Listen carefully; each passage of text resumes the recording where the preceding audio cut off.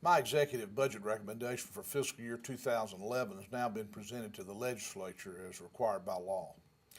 It contains some dramatic ways to reduce spending and actually improve some state services over the short and the long terms.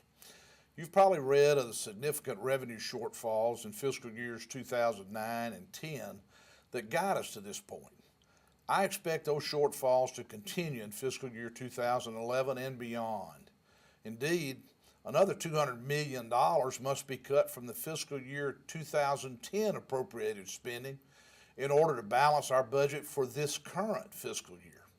That's right, we have to cut this year's budget by $200 million more before we even get to talking about the fiscal year 2011 budget.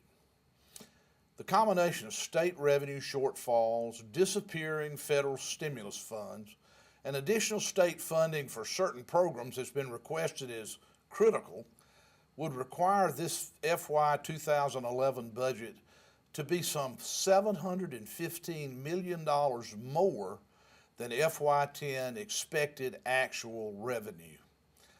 These additional funds won't be available for 2011.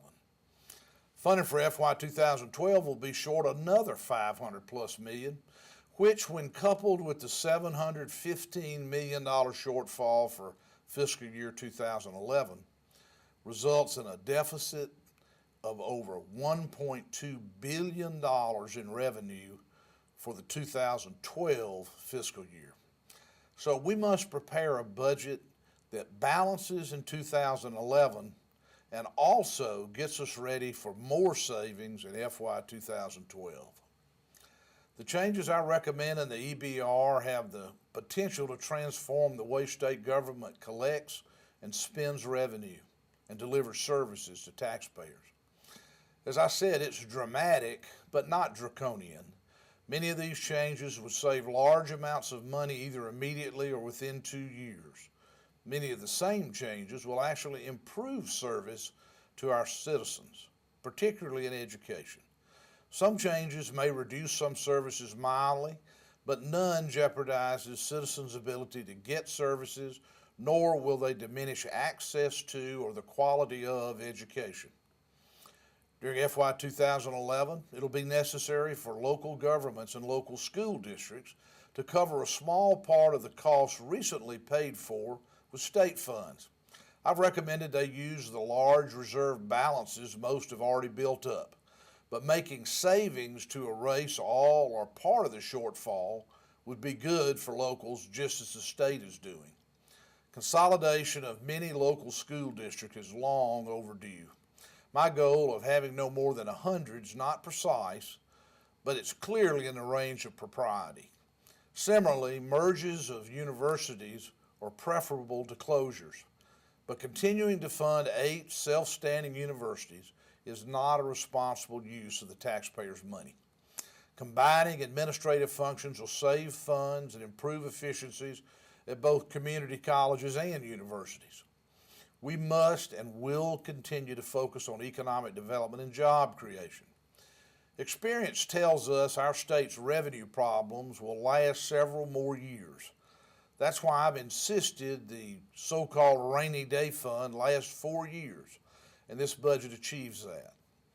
Much of the federal stimulus money available in fiscal year 2011 but lost in fiscal year 2012 will have been spent on education. $196 million to education in FY11, and on Medicaid, $174 million to Medicaid in FY11. These holes make cost-saving reforms in education especially critical, and they make further reform of Medicaid financing and payments absolutely necessary. Even if state revenue recovers faster than expected, we'll still need major additional savings.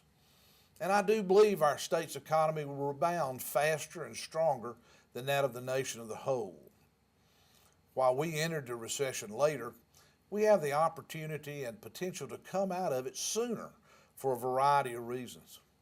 My first 5 years in office saw Mississippians' per capita income increase by 27%, one of the higher rates in the country. We were replacing low-skill, low-paying jobs with higher skill, higher paying jobs, and we still have a lot of that in the pipeline. This pipeline includes delayed major projects like the Toyota plant at Blue Springs plus 6 Toyota suppliers, and the PACCAR plant at Columbus that'll go forward as the national economy recovers. The 5,000 jobs associated with just these projects will help get us back on track earlier. We can recover the momentum we had through the middle of 2008 and see robust economic growth and job creation return to our state sooner. I'm very optimistic about Mississippi's future, and I think our state can be first out of the chute to reestablish economic development and growth. We can't, however, avoid or ignore the fiscal woes resulting from this international recession. We're not immune to it. State revenues have and will be knocked back by it, and we have to deal with it by reducing spending until revenues recover. And that will only happen after the recovery has been going on for a while. This budget gives you my best thinking of how to achieve the necessary savings in the most effective ways. Not only doing the least harm, but in many cases actually improving performance of state government. I'm willing to consider other ways to achieve the necessary savings, but we must achieve the savings this year, in FY 2011, and in FY 2012. I look forward to working with you and the legislature to change the way Mississippi does its budget business. Thank you.